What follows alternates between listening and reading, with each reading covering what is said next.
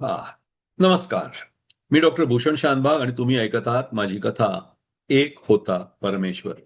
मागच्या भागात आपण बघितलं की हर्षवर्धनचं सैन्य विंध्य पर्वताच्या उत्तरेला येऊन पोहोचलं. त्यांनी काही टेहळ्यांना पुढे विंध्य पर्वतात पाठवलं, पण त्यांना तिथे कुठेही पुलकेशीचे सैनिक आढळले नाहीत. त्यामुळे त्यांनी आणि हर्षवर्धनच्या हेरांनी दोघांनीही हर्षवर्धनला जाऊन सांगितलं की पुलकेशीची अजूनपर्यंत नर्मदा ओलांडून उत्तरेला यायची तयारी सुरू झालेली नाही. त्याच्या भरोशावर हर्षवर्धन विंध्य पर्वत ओलांडायला निघाला. पुढे काय झालं ऐकूया ह्या भागामध्ये. दक्षिण पादाक्रांत करायला निघालेलं हर्षवर्धनचं सैन्य विंध्य पर्वताच्या जवळ आलं. हर्षानं त्याचा सल्लागार भंडी याच्यासह विचार विमर्श केला. मार्गात पडलेल्या झाडांना हटवण्याची गरज होती, त्याशिवाय सैन्यासाठी मार्ग मोकळा झाला नसता. मालवाहू हत्तींना पायदळाच्या संरक्षणात पुढे पाठवून आधी मार्ग मोकळा करावा आणि मग लढाऊ सैन्यानं माठून जावं यावर एकमत झालं. 300 हत्तींचं एक पथक सर्वात पुढे घेतलं गेलं. हे हर्षवर्धनचे मालवाहू हत्ती होते.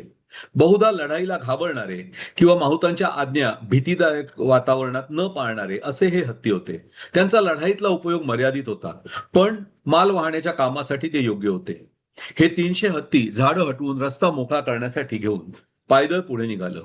हर्षवर्धननं विंध्याच्या अगदी पायथ्याशी मुक्काम केला. शाळीग्राम पायदळाला मार्गदर्शन करणार होता.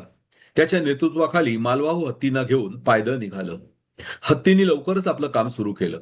सुरुवातीला असलेली काही झाडं 4 ते 5 हत्तींनी मिळून हटवली. पुढे मात्र काही अजस्त्र झाडं होती. 20 ते 25 हत्ती लावल्याशिवाय ती हटवणं कठीण होतं.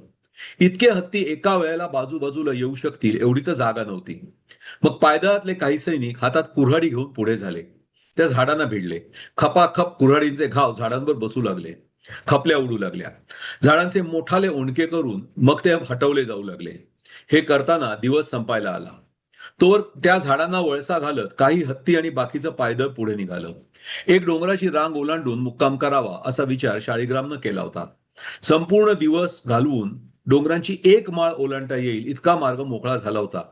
अजून तरी कुठेही पुलकेशीच्या सैन्याची गाठ पडली नव्हती.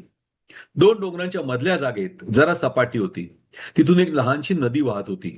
300 हत्तींना तिच्यात डुंबता येईल इतकी मोठी नसली तरी त्यांना आणि सैनिकांना पिण्यासाठी मुबलक पाणी उपलब्ध होतं. त्या भागात मुक्काम करण्यात कसलीही अडचण शाळीग्रामला वाटत नव्हती. शाळीग्रामनं तिथं मुक्काम करण्याचा आदेश दिला. छावणी उघड्यावरच होती, थंडी मात्र खूप होती. शेकोट्या पेटवल्या गेल्या. पुलकेशीचं सैन्य जवळपास नाही हे पूर्णपणे माहीत असूनही शाळीग्रामनं छावणीच्या सर्व बाजूला जागते पहारे ठेवले होते. पला पलिते मशाली घेऊन गस्तकरी गस्त घालत होते. त्यांच्यावर विसंबून शाळीग्राम आणि त्याचे साथीदार निश्चिंतपणे झोपले होते. दुसऱ्या दिवशी त्यांना आणखी कठीण डोंगर चढायचा होता. हर्षाच्या सैन्यासाठी मार्ग मोकळा करायचा होता. त्यांच्या कामाचा पहिला टप्पा यशस्वीपणे पार पडला होता. उद्याचा डोंगर ओलांडला की जवळजवळ अर्ध काम पूर्ण होईल याची शाळीग्रामला जाणीव होती. आपण लवकरच हर्षवर्धनच्या पसंतीचं काम पूर्ण करू आणि मग आपल्याला हर्षवर्धनच्या सैन्यात वरची जागा मिळेल याची स्वप्न पाहतच शाळीग्राम झोपला. रात्रभरात काहीच झालं नाही. हर्षवर्धनच्या डोंगरातला मार्ग मोकळा करायला गेलेल्या सैन्याला रात्रीची झोप घेता आली. दुसरा दिवस उजाडला. पुन्हा पायदळासोबत मालवाहू हत्ती चालू लागले. थोडा चढ लागला, फार जास्त नव्हता, त्यामुळे वाट सरळ दिसत होती. वळणं नव्हती. हत्ती चढ चढू लागले. अचानक पुढल्या डोंगरावर काही आदिवासी आलेले दिसले. त्यांच्या हातात मोठाल्या टोपल्या होत्या. त्यांनी त्या टोपल्या रस्त्यावर उपड्या केल्या. साधारण मोठ्या मोसंब्याच्या आकाराचे शेकडो गोळे गडगडत टनाटण उड्या मारत वाटेवरून येऊ लागले. आपल्या खाद्यासाठी मिळणारे रोट ओळखून हत्तींनी ती सोंडेनी उचलून तोंडात टाकायला सुरुवात केली. माहूत त्यांना थांबवण्याचा प्रयत्न करत होते, पण अन्न दिसल्यावर कुठलाही प्राणी ते सहज सोडत नसतो. वर चढता चढता वाटेत सापडलेले रोट हत्ती खातच राहिले. काहीतरी विचित्र होतंय पायदळाला समजत होतं, पण हत्ती त्यांचं ऐकत नव्हते. हजारो रोट हत्तींच्या पोटात गेले. हत्ती पुढे चालू लागले. पायदळ डोंगराच्या वर पोहोचलं तेव्हा तिथे कोणीही नव्हतं. आदिवासी तिथून गायब झाले होते. फक्त रोट आणलेल्या टोपल्या तिथे बाजूला टाकून दिलेल्या दिसत होत्या. हे कोण आदिवासी होते आणि त्यांनी आपल्या हत्तींना रोट का खायला घातले हे पायदळाला कळेना. पण त्यात काहीतरी गडबड होती निश्चित. जवळजवळ सर्वच हत्तींनी रोट चवीनं खाल्ले होते. आता काय होतं हे पाहण्यापलीकडे तिथे असलेल्या माणसांच्या हातात काहीही नव्हतं. पुढे आणखी एक मोठं झाड पडलेलं दिसलं. ते हटवण्यासाठी 10 हत्ती पुढे घेतले गेले, पण ते 10 हत्ती मिळूनही पडलेलं झाड हलवू शकेनात. त्यांचा पूर्ण जोर ते लावत नाहीये हे माहुतांना कळत होतं. त्यांनी पुन्हा पुन्हा अंकुश टोचून हत्तींना झाड हटवण्यासाठी उद्युक्त करण्याचा प्रयत्न केला, पण उपयोग होत नव्हता. अचानक एक हत्ती धाडकन खाली बसला. पडता पडता त्याच्या धक्क्यानं दुसरा पडला. नक्कीच त्या रोटामध्ये काहीतरी विषारी पदार्थ मिसळलेला असावा हे माहुतांनी ताडलं, पण काहीही करण्यासारखं नव्हतं. काही वेळातच एकामागून एक हत्ती खाली पडू लागले. उभं राहायची शक्ती सुद्धा त्यांच्या शरीरात उरली नव्हती. आता त्यांच्या सोंडा ढिल्या पडायला लागल्या. अनेक हत्ती आचके देऊ लागले. काय करायचं सैनिकांना कळेना.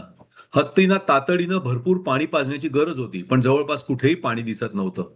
त्यातूनही इतक्या हत्तींना पुरेल इतकं पाणी वाहून डोंगरावर आणणं शक्यच नव्हतं. हत्ती पाण्यापर्यंत जाऊ शकतील अशा परिस्थितीत नव्हते.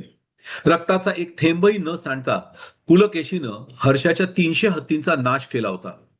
हर्षवर्धनच्या पूर्ण हत्ती दलापैकी 300 हत्ती हा अगदी छोटासा हिस्सा असला तरी ज्या पद्धतीनं ते मारले गेले ते भयानक होतं. इतक्या हत्तींचा बळी देऊन मार्ग तर मोकळा झाला नव्हताच, उलट पडलेल्या हत्तींच्या कलेवरामुळे अडचणी वाढल्या होत्या. आता हे हर्षवर्धनला कसं सांगायचं या विचारात शाळीग्राम होता. त्याने मार्ग सुरक्षित असल्याची खात्री करून घेतली होती. त्याच्यावर कामात कुचराई केल्याचा ठपका निश्चित येणार होता. नाईलाजानं आपल्या कामात व्यत्यय आल्याचा निरोप घेऊन त्यानं श्रीनिधीला हर्षवर्धनला भेटायला पाठवलं. तो स्वतः त्या हत्तीचे मृतदेह कसे हटवावेत हे पाहायला तिथेच थांबला. रात्र व्हायला लागली. आजूबाजूला पडलेली 300 हत्तींची प्रेत लवकरच कुजायला लागली. घाण वास पसरू लागला. तिथं आणखी थांबून फक्त रोगराई पसरली असती. ही प्रेत हटवून जरी मार्ग मोकळा केला असता तरी इतकं सर्व सैन्य तिथून जाऊ शकलं नसतं. इतकी दुर्गंधी सगळीकडे पसरली असती. शाळीग्रामनं तिथे असलेल्या सर्व लोकांना परत मागच्या मुक्कामावर जायचा आदेश दिला. पर्यायी मार्ग शोधायची गरज होती. माघारी गेलेल्या श्रीनिधीनं संपूर्ण प्रकार हर्षवर्धनच्या कानावर घातला. 4-5 दिवस बर्बाद झाले होते. 300 हत्ती हे नुकसान जरी पुष्यभूती सैन्यासाठी फार नसलं तर या घटनेमुळे हर्षाच्या सैन्याच्या मनोधैर्यावर निश्चितच आघात झाला होता. पण यापेक्षा महत्वाचं हे होतं, हे सर्व अनपेक्षित होतं आणि अनपेक्षित प्रकारे घडलं होतं. असं काही होईल याची कल्पना सुद्धा हर्षवर्धन किंवा त्याच्या मदतनीसांनी केली नव्हती. दख्खनची पहिली चव हर्षवर्धनला मिळाली होती आणि तो स्वाद काही फारसा चांगला नव्हता. समोरासमोर जर उत्तरेकडच्या मैदानात पुलकेशीच्या सैन्याशी हर्षवर्धनच्या सैन्याबरोबर गाठ पडली असती तर हर्षवर्धनच्या सैन्यानं सहज पुलकेशीच्या सैन्याला घेरून त्यांचा नाश करून टाकला असता. पण इथल्या भागात पुलकेशी हर्षाला नाचवत होता. पारंपरिक मैदानी लढाई न लढता कुशल डावपेच वापरत होता. पुलकेशीनं मैदानी लढाई टाळून पर्वतात शिरायला आपल्याला भाग पाडलं हे हर्षाला आता समजत होतं. आणि आपण त्याच्या डावाला किती सहज बळी पडलो याची थोडीशी शरम आणि बराचसा राग हर्षवर्धनच्या मनात होता.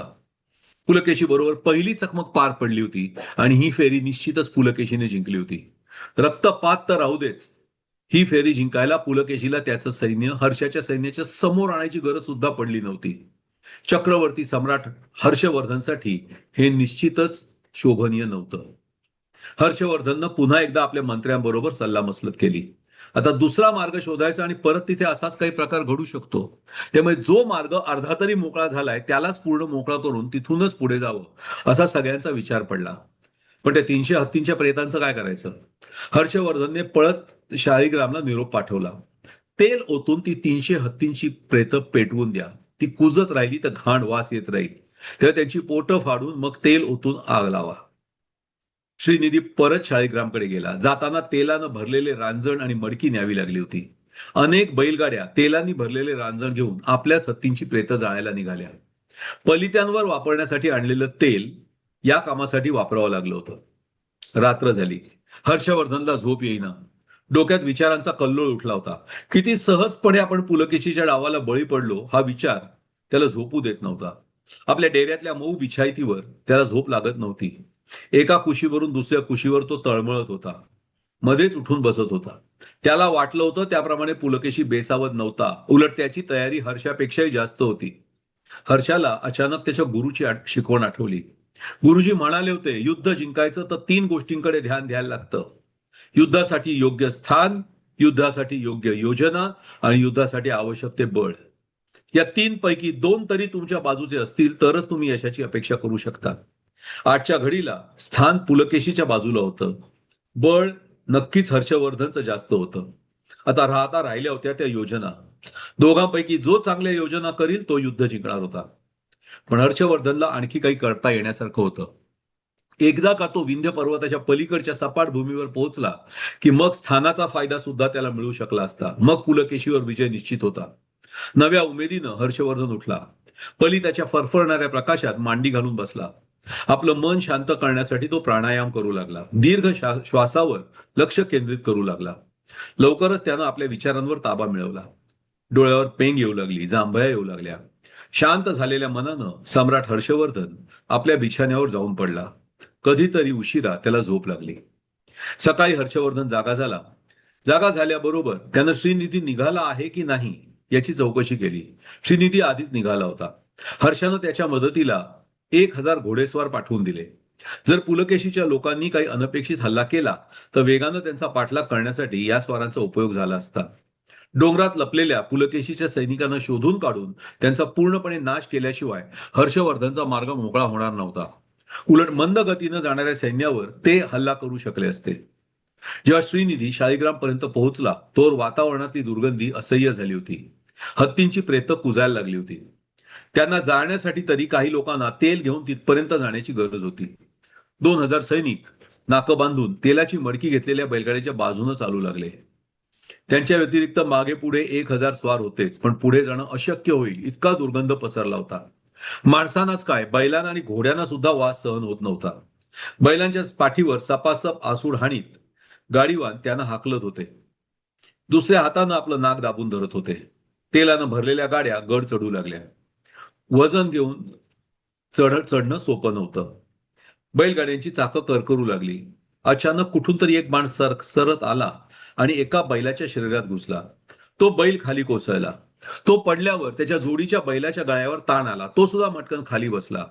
तेलाचे रांजण धबाधब खाली पडले. त्यातलं तेल रस्त्यावर वाहू लागलं. थोडंफार मातीत जिरलं. तांडा थांबला. अचानक उंच डोंगरावरून बाण येऊ लागले. त्यांच्या टोकावर जळती कापडं बांधली होती. जे बाण बैलगाड्यांवर पडले त्यांच्यामुळे बैलगाड्या पेटल्या. आत असलेल्या तेलामुळे आग आणखीच भडकू लागली. तेलाची मडकी धडाधड पडून फुटू लागली. सर्वांच्या नाकातोंडात आता धूर जाऊ लागला. आश्चर्याची गोष्ट म्हणजे अजूनही पुलकेशीचे लोक नजरेला पडतच नव्हते. उंचावरून मारा करत असल्यामुळे डोंगराच्या टोकाचा आयता आडोसा त्यांना मिळत होता. कुजणाऱ्या हत्तीचा वास त्यांना नडत नसावा इतक्या सहजपणे ते त्या भागात वावरत होते. काही घोडेस्वारांनी आपल्या घोड्यांना टाच देऊन वेगात डोंगरावर चढवण्याचा प्रयत्न केला, पण त्या चढामध्ये वेगानं चढणं घोड्यांनाही सोपं नव्हतं. या घोड्यांना सुद्धा डोंगर चढायची सवय नव्हती. अनेक घोडे बाणांच्या मारेला बळी पडले. शेवटी जेव्हा हर्षवर्धनचे काही स्वार कसे बसे डोंगराच्या वर जाऊन पोहोचले तोवर त्यांच्या स्वागतासाठी तिथे कोणीही नव्हतं. कोणीही माणसं दिसत नव्हती. काही साहित्य सुद्धा पडलेलं नव्हतं. आपल्यावर नक्की पुलकेशीच्या लोकांनीच हल्ला केला की आणखी काही झालं याबद्दलची साशंकता मात्र घोडेस्वारांच्या मनात राहून गेली.